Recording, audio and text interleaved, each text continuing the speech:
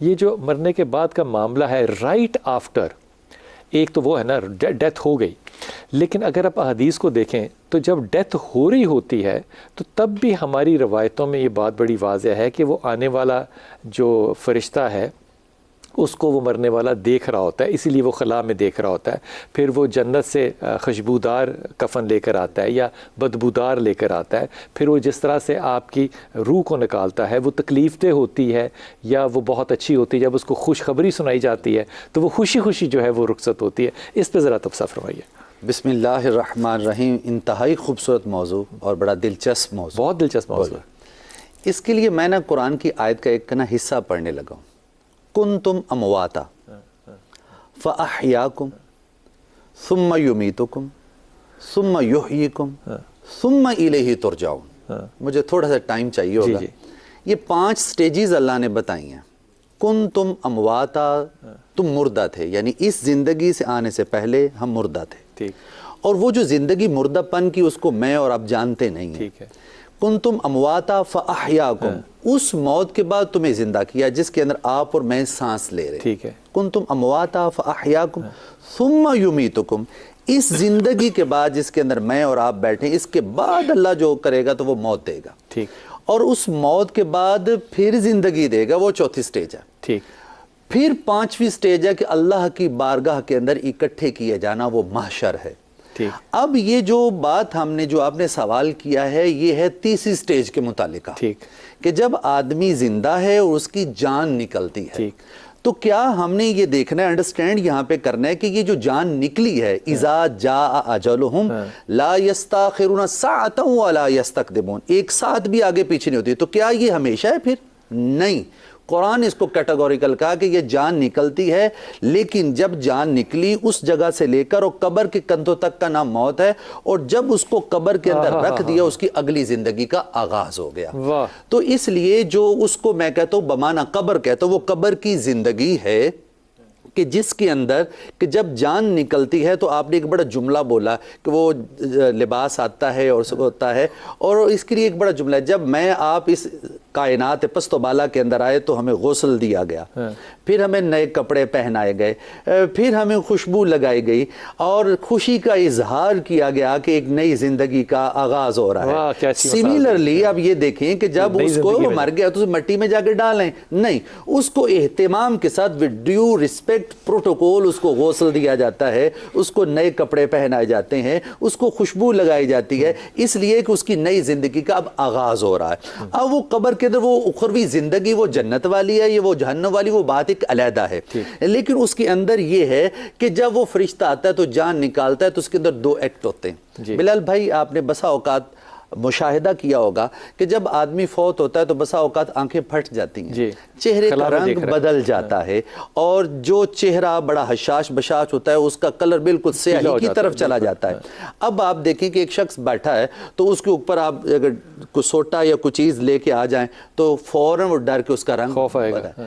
جب وہ فرشتہ آتا ہے تو اس کا رنگ تغیر ہو جائے، اور اگر وہ مومن ہے، وہ رسول اللہ کا کلمہ پڑھنے والا ہے، وہ سنت کی اتباع کرنے والا ہے، اس کے پردے ہٹ جائیں گے، رسول اللہ کی زیارت ہوگی۔ اور حضرت اقبال نے یہاں پہ کہا تھا نشان مرد مومن، نشان مرد مومن بات گویم چو مرگ آید تبسم بر لب اوس۔ تم مجھ سے مومن کی نشانی پوچھتے، آپ میں بتاتا ہوں جب وہ مرے گا تو اس کے چہرے پہ مسکراہٹ ہوگی، اس لیے کہ پردے ہٹیں گے، رسول اللہ کی زیارت ہوگی۔ تو وہ جو ہم مسکراتے ہوئے چہرے دیکھتے ہیں وہ کوئی مطلب ہم نے کوئی فوٹو شاپ نہیں کیا ہوتا، وہ واقعی ایسا ہی ہوتا ہے، وہ واقعی ایسا ہوتا ہے۔ مجھے یاد آ رہے ہیں وہ صحابی جن کو عراق سے نکالا گیا تھا اتنے سال، کیونکہ ان کی قبر میں پانی آ گیا تھا، میں نام ان کا بھول گیا، عراق سے عدی، حضرت عدی علیہ السلام، حضرت عبداللہ بن یمان بھی تھے، 3 صحابہ تھے، حجر بن عدی رضی اللہ عنہ شام سے، یہ آنکھیں بھی ہلکی کھلی تھیں اور چہرہ جو تھا وہ بھی مسکراہٹ میں تھا، اور اتنے 100 سالوں کے بعد آنکھوں کی رعنائی بھی اسی طرح تھی۔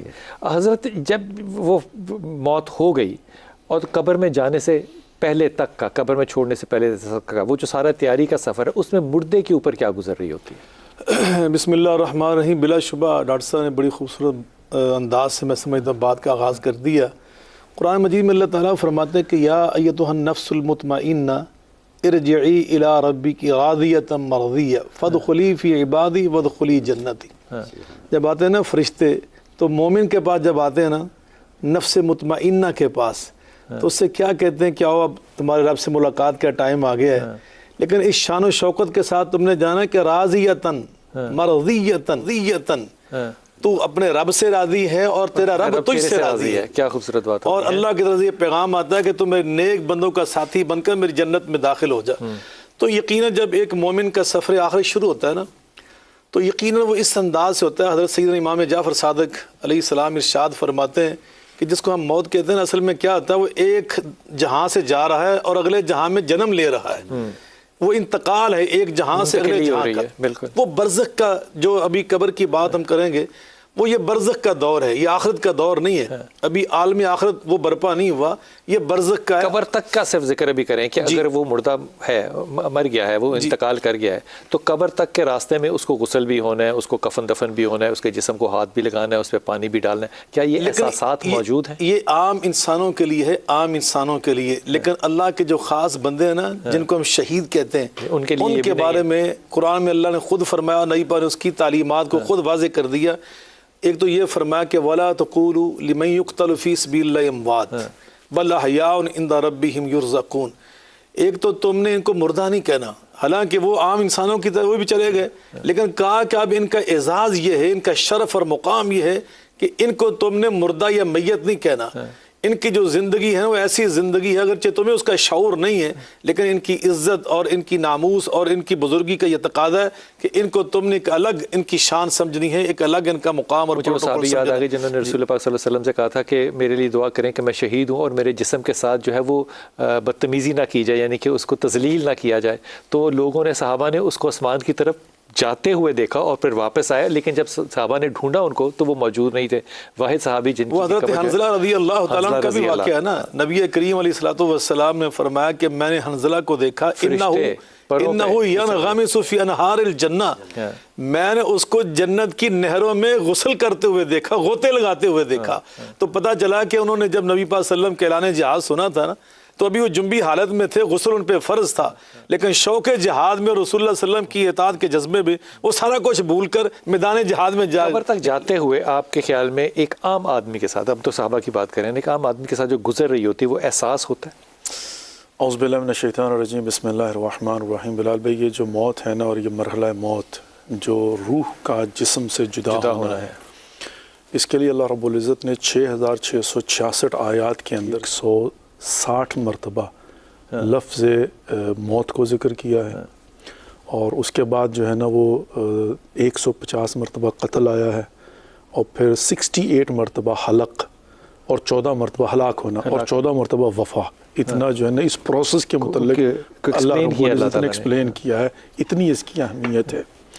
اچھا، اس کو سمجھنے کے لیے پہلی بات نمبر 1، بہت زیادہ کمپلیکیٹڈ بھی نہیں ہے، اتنا سمپل بھی نہیں ہے. مطلب وہ خوف و رجا کی کیفیت ہونی چاہیے، اور ہے بھی، اور ہونی بھی چاہیے. اس وقت اس دنیا میں آج بھی 2023 کے اندر، آج کے دن بھی ہم لوگ آلریڈی پیرلر 2 زندگیاں جی رہے ہیں، جس کو ہم کہتے ہیں خواب کی زندگی اور حقیقت کی زندگی. ٹھیک. لیکن ان دونوں کے درمیان ہوتا کیا ہے کہ کبھی خواب حقیقت ہوتا ہے، کبھی حقیقت خواب ہوتی ہے. میں اس کو ایکسپلین کرنے کے لیے ایسا کرتا ہوں، میں ابھی کربلا سے نجف کے ذریعے آیا ہوں. کربلا اپنی جگہ پر ایک حقیقت ہے، درست. وہاں پر اس وقت لوگ موجود ہیں، دنیا ہے، زندگی ہے، حقیقت ہے. لیکن میرے لیے اس وقت خواب ہے، حالانکہ میں ہو کر آیا ہوں. جب میں تھا اس وقت وہ حقیقت تھی، اب میں نہیں ہوں، اب خواب ہے. اب یہ حقیقت ہے، اب یہ حقیقت ہے، لیکن میں نے یہاں سے باہر نکلنا تو یہ خواب ہو جائے گا. تو 2 زندگیاں ہیں نا. ٹھیک.